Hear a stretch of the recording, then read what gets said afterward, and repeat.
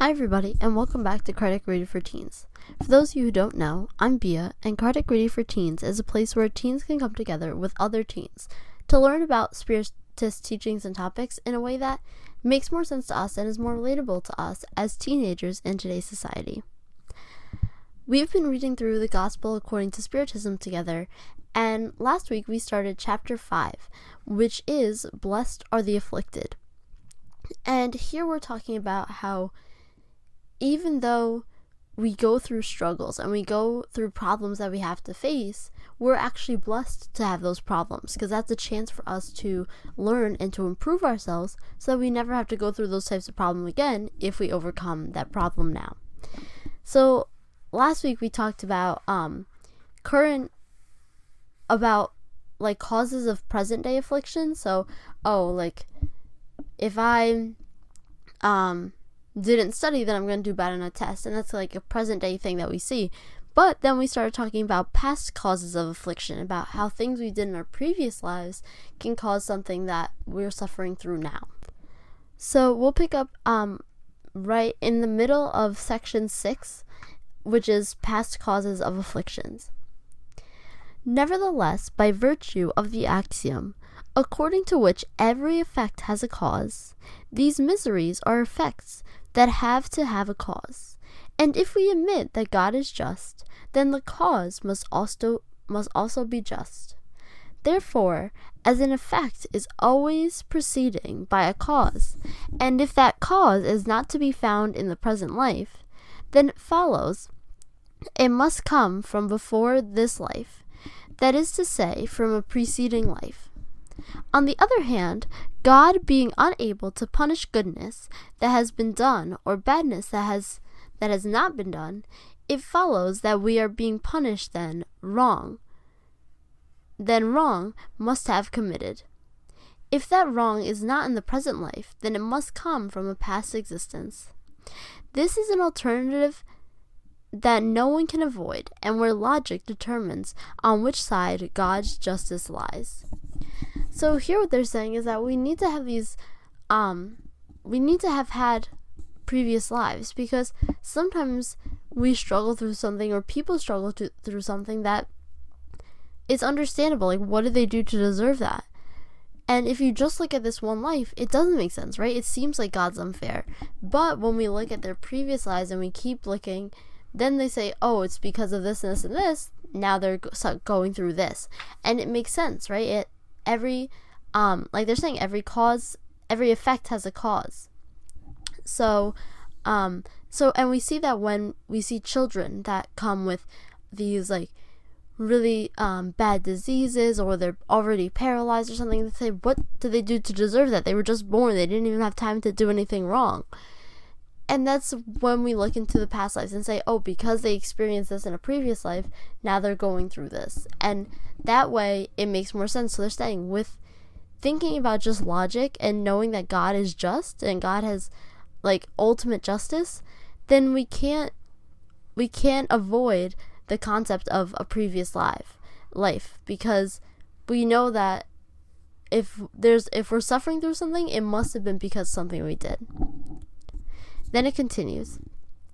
Man is not always punished or completely punished in the present life, but he cannot escape the consequences of his faults indefinitely. The prospering of badness or evil is but temporary, for if he does not atone today, then he will atone tomorrow. Likewise, he who suffers is atoning for his past. Misfortunes which appear at first to be underserved have their reason to be. Those who find themselves in a state of suffering may always say, Lord, forgive me, for I have sinned. So that doesn't mean that just because, oh, okay, I did this bad thing, now I'm going to fix it. A lot of times we're stubborn and we don't fix it, or we make the same mistakes over and over again. So even if we don't fix it today, or even if we don't fix it in this life, we're going to have to fix it in the next one, or the next one, or the next one. So it's going to stay with us. We can't avoid that. So might as well do our best to try and fix that problem now, so we don't have to continually keep going through it. Sufferings due to causes prior to the existence, as well as those that originate from present cause, are frequently the consequence of errors that have been committed. This is to say that through the action of a rigorously disturbative justice, we come to suffer what we have made others suffer. If we have been hard and inhumane, we may be treated with harshness and inhumanity. If we were too full of pride, we may be born in a humble circumstance. If we have been miserably selfish or made bad use of our riches, we may find ourselves deprived of the necessary means of survival. If we had been a bad son or daughter, we may suffer from the behavior of our children. So here it's showing us how it's giving some examples how if we are suffering something now, there is reasons in our past life that why that suffering is happening, right? Because we have to make up for that. We have to correct our mistakes. And a lot of the times that's like going through almost the same thing. So if, like they're saying, if you were a bad son or daughter, now your kids are going to be difficult, and then you'll learn, oh my goodness, like I should have been nicer, and you'll see your mistakes. Or also, like they're saying, if you're too full of pride, you're going to be born into a very humble condition where you can't be full of pride and things like that. So a lot of the mistakes we make have these direct causes that's going to cause us to suffer. And it doesn't have to be right now, right? It can be in a while, because we know we have many, many existences. But the faster we overcome those things, the faster we can move on and not have to suffer that much from it. It is only through the plurality of existences and the destiny of the planet as a world of atonement, which it now is, that we can explain the abnormalities in the distribution of happiness or unhappiness amongst good and bad alike. Nevertheless, these abnormalities exist only in appearance, due to the fact that they are considered solely for the point of view of the present. If we elevate ourselves by means of thought in such a way as to see a succession of existences, we will perceive that to each one is given what is deserved, after taking into consideration that which was gained in the spiritual world. Only then does it become apparent that God's justice is uninterrupted. So again, when people see it and they say, how come there's all these abnormalities? How come some people are born rich, some people are born poor, some people are born in a nice area, some people are born in a bad area, or some people are born into great families, some people are not born into great families. Well, this is all coming from stuff that we have done in our past. And that's why God is just, God is fair, but he can't just let us get away with everything, right? So we have to learn from our mistakes and fix them. And so that's why we have to see that there's more existences, so that it makes sense. Because or else it would seem so unfair that people have worse conditions, and if it was just for no reason. Man must never forget that he finds himself in an inferior world to which he is confined, due exclusively to his imperfections. Each time he suffers a vicissitude, he must remember that if he belonged to a more advanced world, these things would not happen, and that it depends on himself alone to see that he never returns to this world by working harder or to improve himself. So here they're talking about is how we know that there's different worlds of different elevations, right? So Earth is not very evolved, and if we don't want to stay in this world that has so much violence and is not evolved or has so much suffering, then we need to improve ourselves so that we evolve, so that we can go to a planet that's higher up. Because the more evolved the planet goes, the less suffering they're going through, because they're more evolved, they've learned more things, they've made up for all their mistakes already. So we have to work hard to improve ourselves so we can get out of these rough conditions. Tribulations may be imposed on spirits who are ignorant, or who have been hardened, in order to induce themselves to make a choice with knowledge of what they are doing.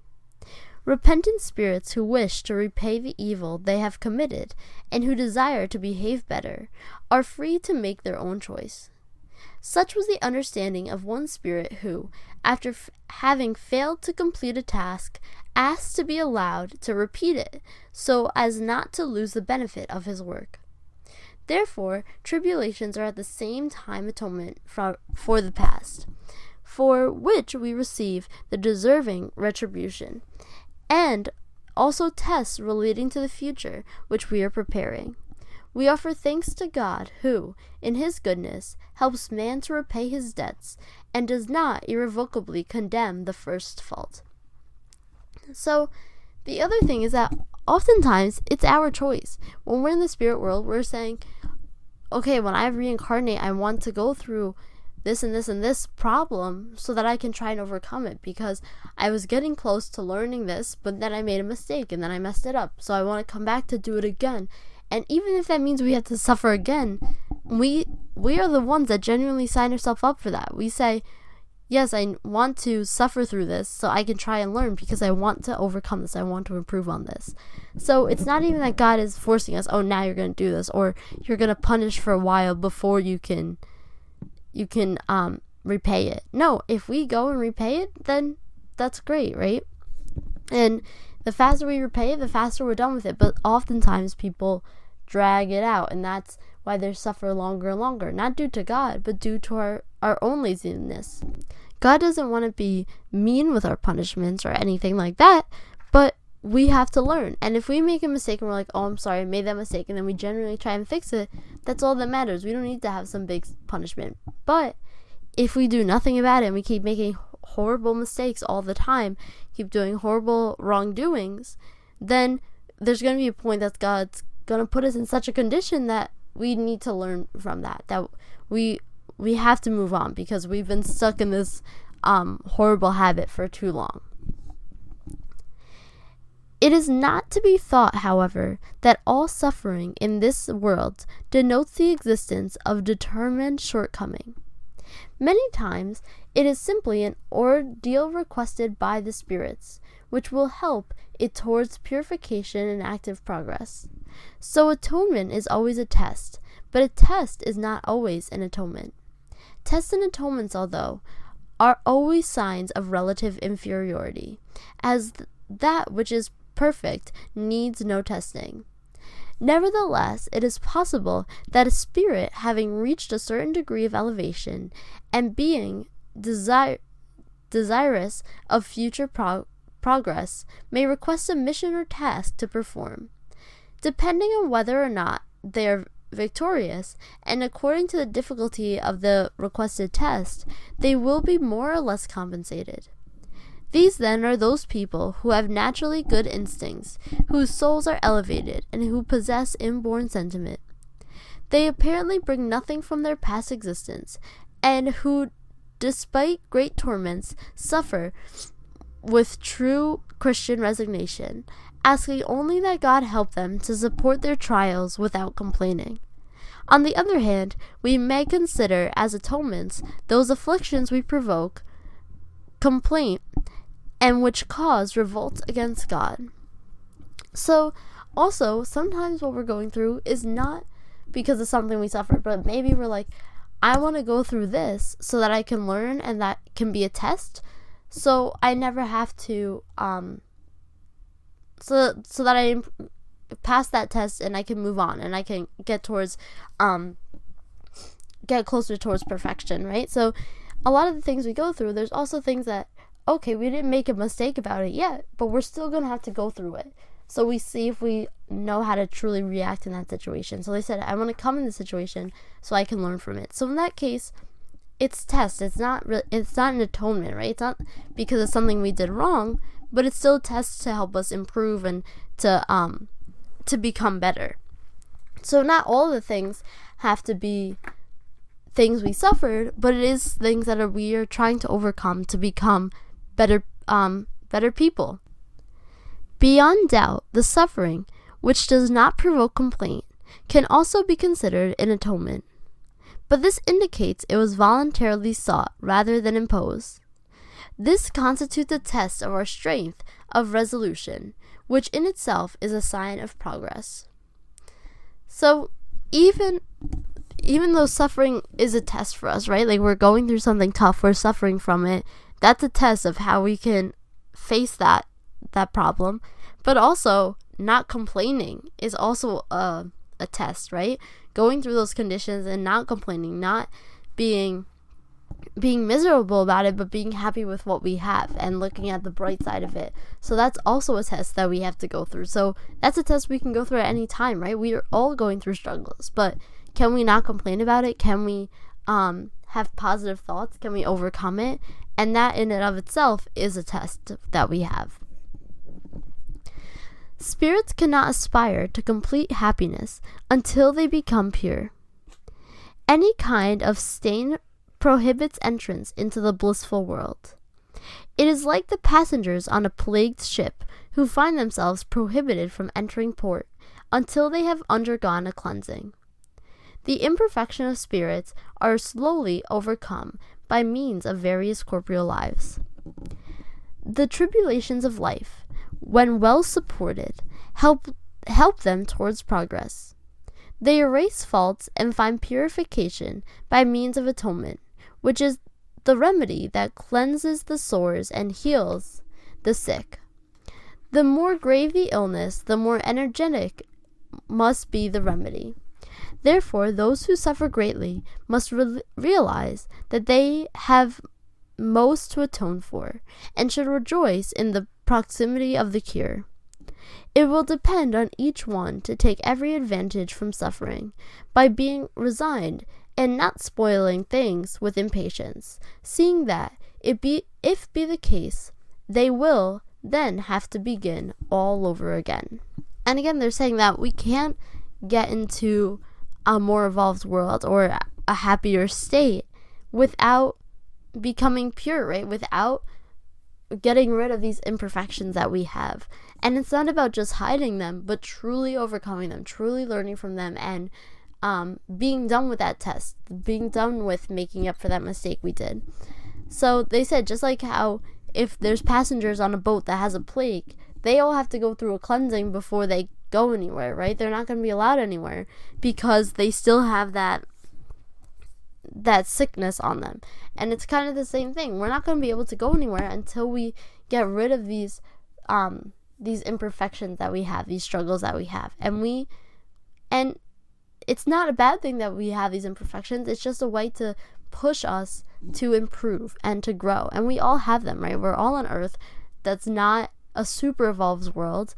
And we all have these imperfections. We all have things that we struggle at. But what's important is that we do our best. And like they said, that we don't complain. And if we do our best and we're going through all these problems that we have and tackling all of them, then we'll improve ourselves. And we'll get closer to that state of complete happiness. And it depends on each one of us, right? We're the only ones that can help ourselves advance. Even if your friend's advancing or your family's advancing, you can't just tag along with them and advance. No, you need to help yourself to advance.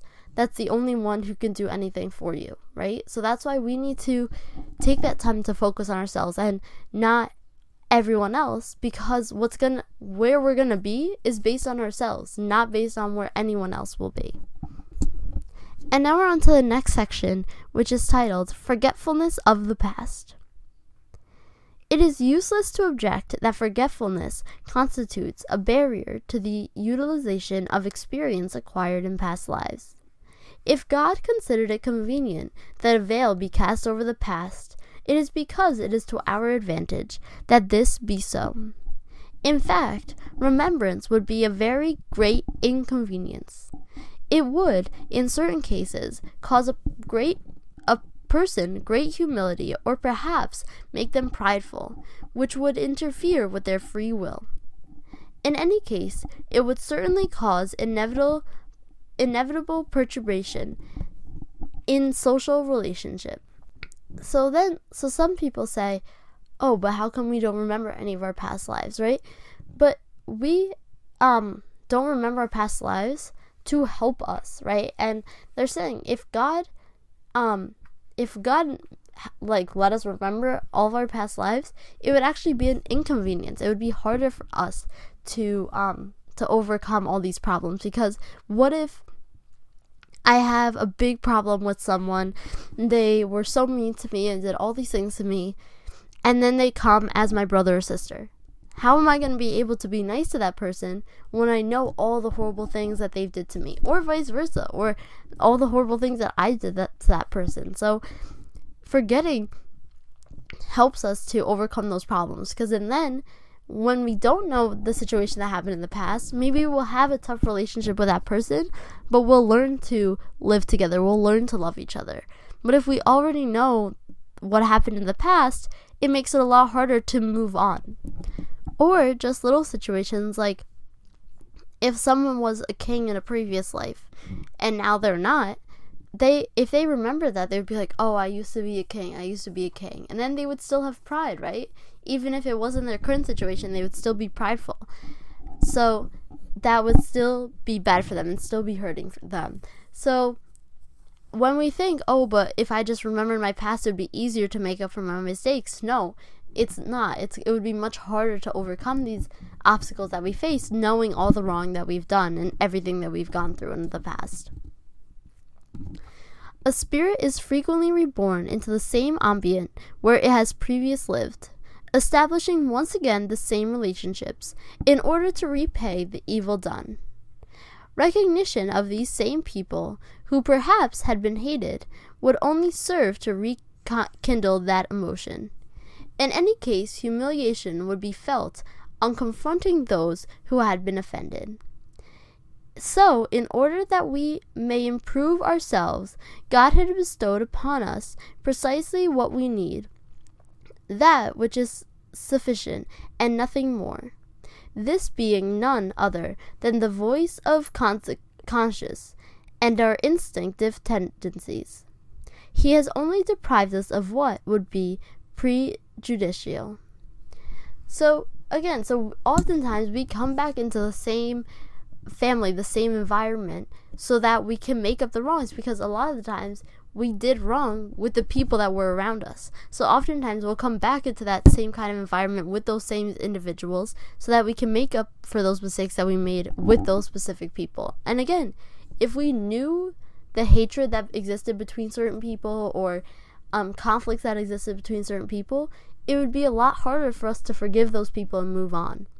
Which is why God blessed us actually by not remembering our past lives and not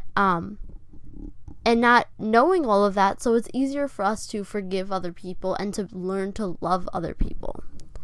On being reborn, man brings with him what he has acquired. He is born exactly the way he has made himself. In each life, he begins from a new starting point. It matters little to him to know what he was before. If he finds himself being punished, it is because he did wrong. His actual tendencies indicate what is still to be corrected, and it is upon this he should concentrate all his attention, seeing that no traces is left of what has been rectified. The good resolutions he feels bound to make are the voices of conscience, calling attention to what is right and what is wrong, so giving strength to resist temptation. So here again it's saying, we don't need to focus on our past lives. We need to focus on where we are now, right? If we're going through something wrong, if we're going through something now that we're suffering, it's because we did something wrong. It doesn't matter what wrong you did, but it's because we have to learn from it. And our tendencies of what we do show us, okay, we need to fix these things. We need to keep improving. And that's all we should focus on, right? What do we have to improve ourselves on? That's it. It doesn't matter why, when, where, what we have to do these, but we have to do them. It doesn't matter what we did to have to make up for this. We have to go through that. We have to fix ourselves. We have to fix these evil tendencies that we have. So that's where we'll leave off for today, and we'll finish forgetfulness of the past and continue on in the next sections next week. But before we leave off, I'd like to read our message from the Daily Book of Positive Quotations by Linda Picone for today's date, July 16th. This one's titled Blindness. You may have good eyes and yet see nothing. Drive the same roads over and over. We stop noticing the people, homes, yards, and buildings along the way. We work with the same people for years, but never see them as anything more than a reflection of the work they do. We've gotten so used to doing things a certain way, we can't see that there are better ways of doing these things. If we would just open our eyes. To truly see what's around us, we have to make an effort. Life is too short to take the world for granted. I will deliberately open my eyes to the world. If at all you guys have any questions, comments, concerns, anything you want to talk about at all, feel free to email me at cardeckradioforteens@gmail.com, and I'll get back to you right away. I'm Bia, and this has been Cardeck Radio for Teens. Thank you all for listening. This has been Cardeck Radio for Teens. Thank you all for listening.